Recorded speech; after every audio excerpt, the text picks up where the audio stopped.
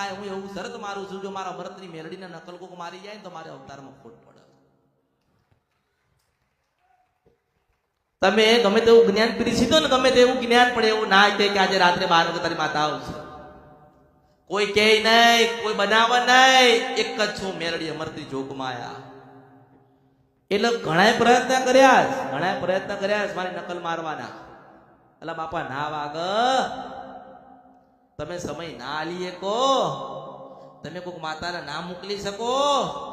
ઘણાને એવું થતું હોય કે જાદુગર માતા લાયા છે. અરે હું આખો જાદુગરનો ભંડાર છું.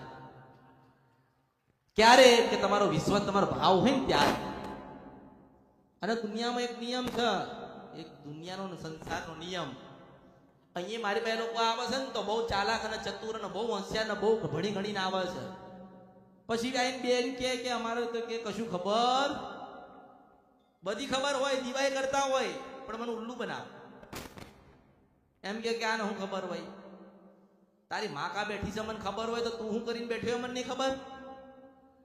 પછી એવું ખોટું બોલે મારો બેટો, એ માં કઈ ખબર જ નથી અમને તો. અમારા વડીલો શું કહીને ગયા ને આજે તો બહુ દુઃખ છે માં, અમે તને જોઈને આયા છીએ. માં તારા જેવી માતા નથી, એમ થોડો ઘણો તો મસ્કો મારે. તારે હું મસ્કો લઈ લઉં, મને ખબર હોય કે તારા જેવા 500 આવે, બધાને ક્યાં સમજાવું? આમ તે વિચાર કર કે હારા મારી જ ગુનો હતી, મારી જ ભૂલ હતી. એનું એવું પકડી લાવું કે પોતે શરણાગત પામી જાય.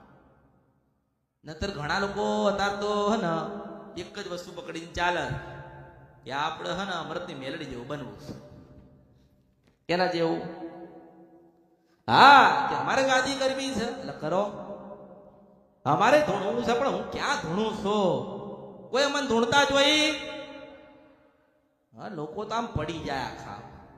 એટલે આવું ના હોય. ભગવાને માં મોકલી છે ભક્તિ કરવા માટે. ભક્તિ કરો ને અને માં બોલે એટલે બની જાય. હવે તમે માં કરતા આગળ નીકળી જાઓ તો થાય ખરી કશું.